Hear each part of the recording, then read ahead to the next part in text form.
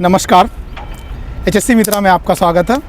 आज हम लोग बात करने वाले हैं नॉइज़ के बारे में। नॉइज़ पोल्यूशन क्या है, नॉइज़ को हम कैसे मेज़र करते हैं उसके बारे में हम बात करेंगे, और नॉइज़ का SI मात्रक क्या है उसके बारे में हम बात करेंगे।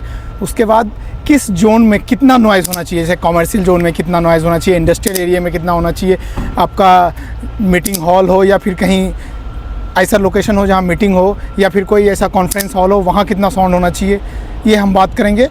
आइए, अब हमारे सुपीरियर नवीन सर आए हुए हैं, उनसे हम बात करते हैं। हेलो, नमस्कार। नमस्कार। नवीन सर, पूछना ये था कि साउंड पोल्यूशन क्या होता है, नॉइज़ पोल्यूशन क्या होता है? देखिए, साउंड पोल्यूशन हम जैसे कि कहीं भी इंडस्ट्रियल प्रोजेक्ट या इंडस्ट्रियल साइट हो और वहाँ मतलब कि मशीन ऑपरेट हो रहा हो, वाइब्रेशन हो रहा हो जो कि 85 डेसिबल से ज़्यादा हो, जो हमारे लिए मतलब कि सेहत के लिए ठीक नहीं है, उसे हम नॉइज़ पोल्यूशन बोल सकते हैं। ये सर 85 dB आपने बोला, ये dB क्या? ये नॉइज़ का मात्रक है, जैसे कि उसका हम SI मानक है।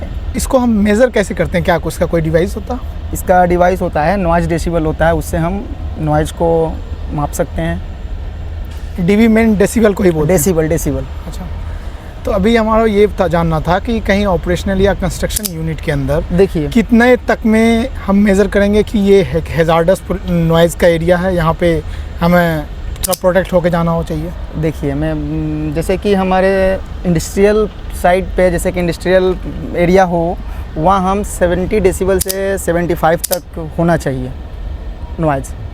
इससे एबव हो तो? इससे एबव हो तो आपको यूज करना पड़ेगा, एयर प्लग, एयर मफ जो भी हो यूज करना मतलब इसके लिए एक PPE है, इसको हमको यूज़ करना पड़ता है। अब आगे जैसे सपोज़ कोई कॉमर्शियल एरिया हो, वहाँ कितना तक होना चाहिए? कमर्शियल हो तो 60-65 डेसिबल होना चाहिए।